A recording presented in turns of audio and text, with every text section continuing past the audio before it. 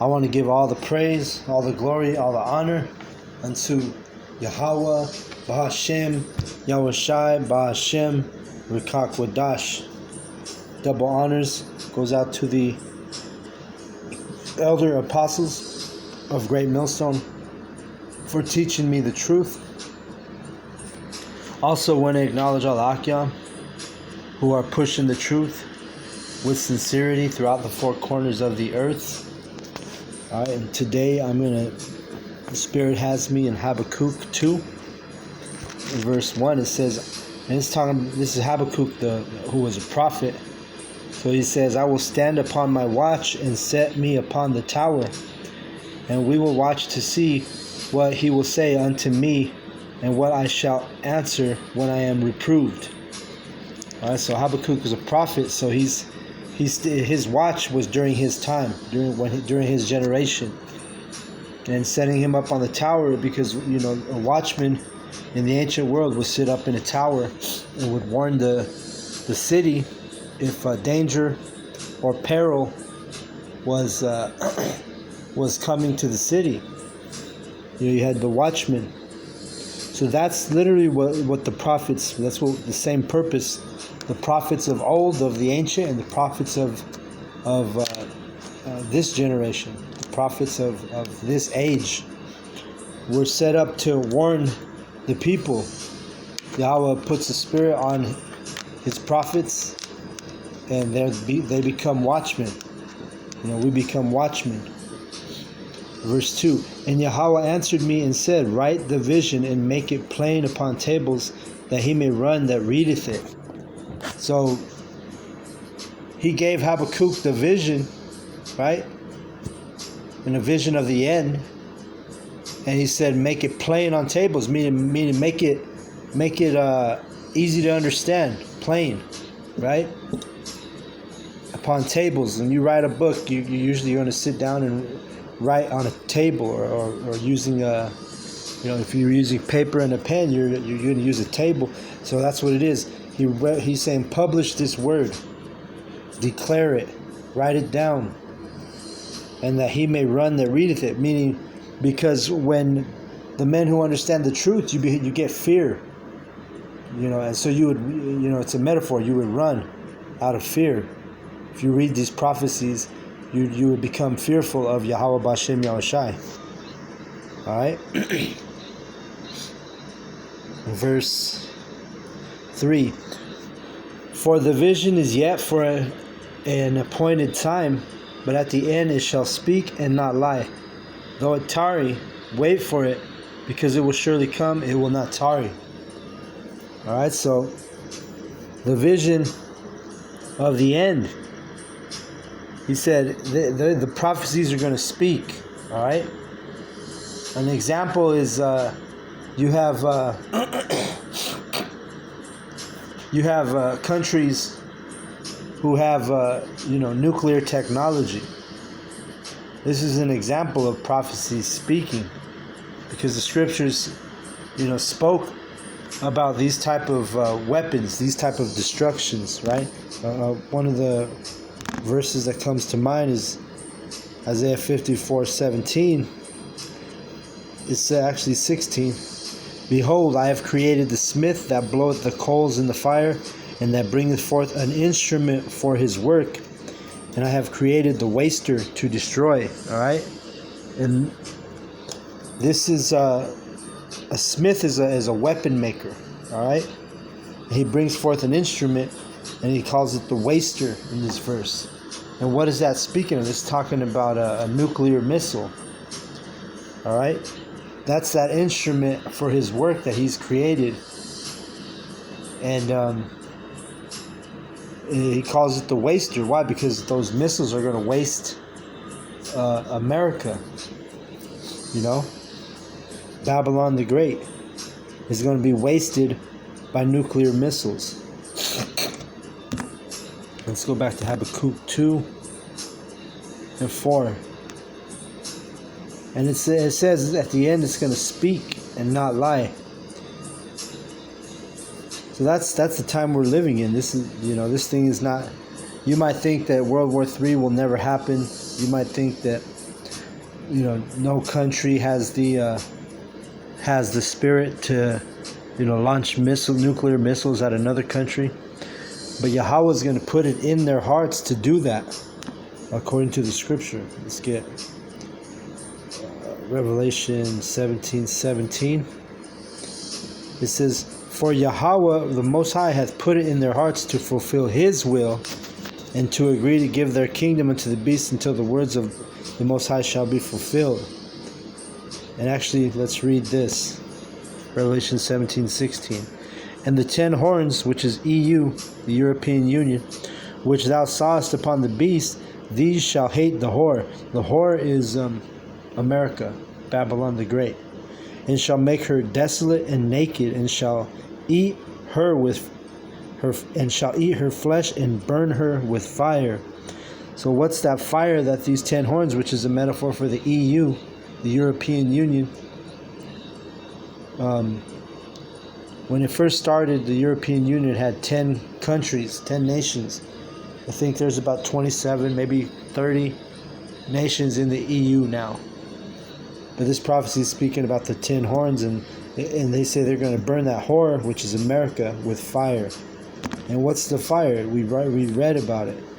It's that waster, that instrument that he makes, that the smith makes, right? Which is the nuclear missile. Now you have Habakkuk 2 and 4. "Behold, his soul which is lifted up is not upright in him, but the just shall live by his faith." So, whose soul is lifted up right now? It's who's the one who has these nuclear capabilities? It started out with Esau, Edom, the so-called white man, right? You have Russia and America, who are basically the most powerful militaries in the earth.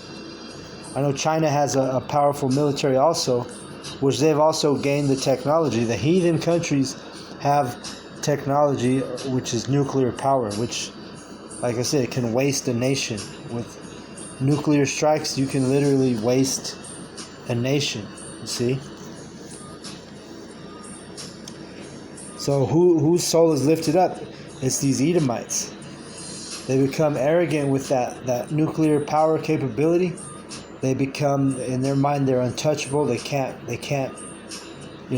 be like, what's that scripture? It says, "Who shall make war with the beast?" Right? Is that Revelation 12 maybe? Let me see. Because their heart's lifted up, meaning their mind, their pride. Let me see.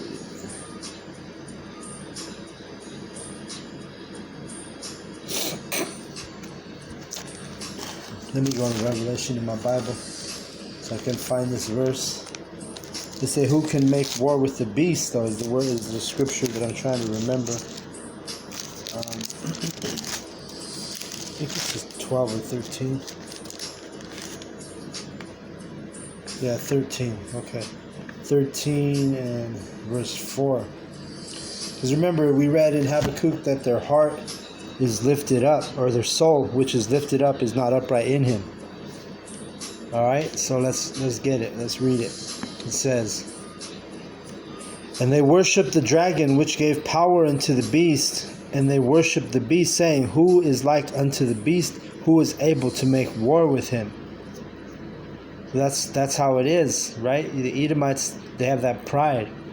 The other nations, and things are changing, because now America is not feared like it used to.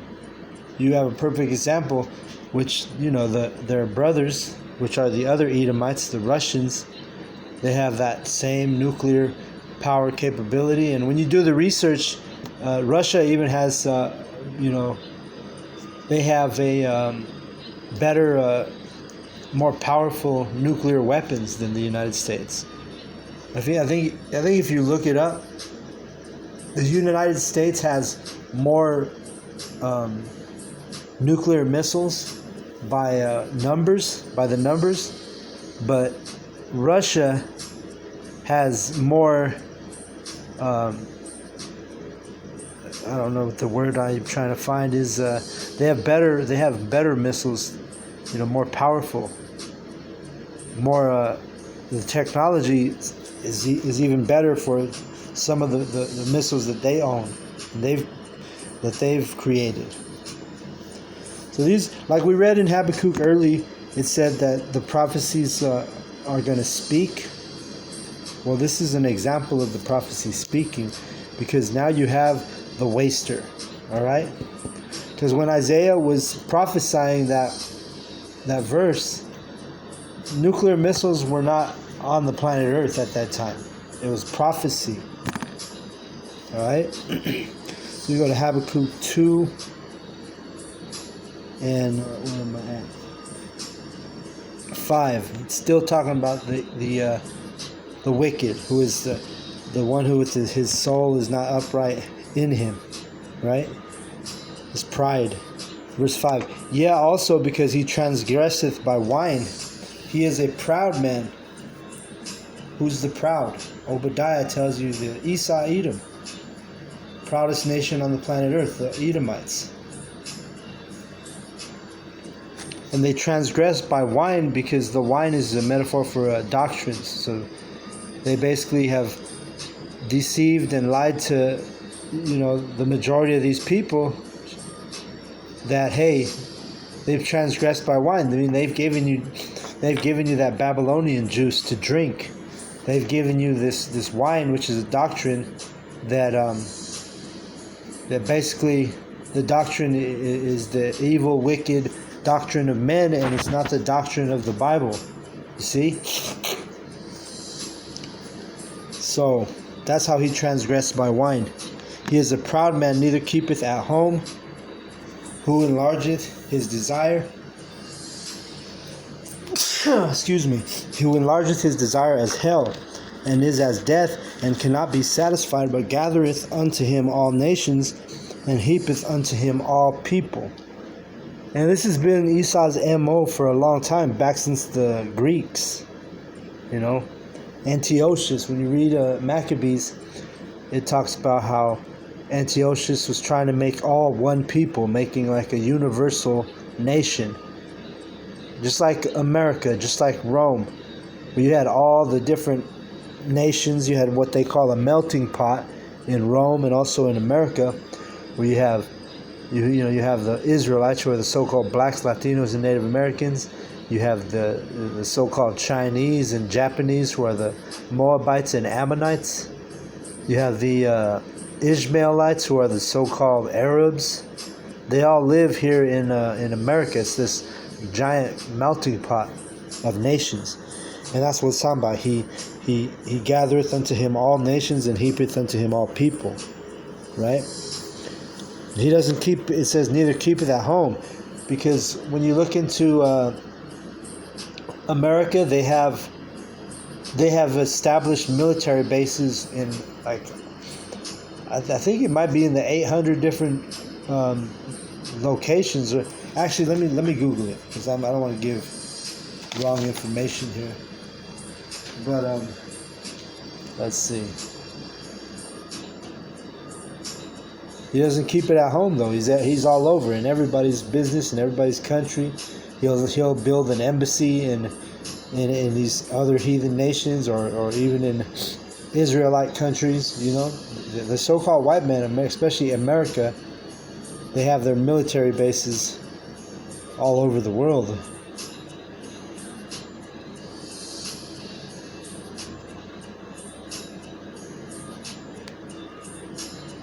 Let me see.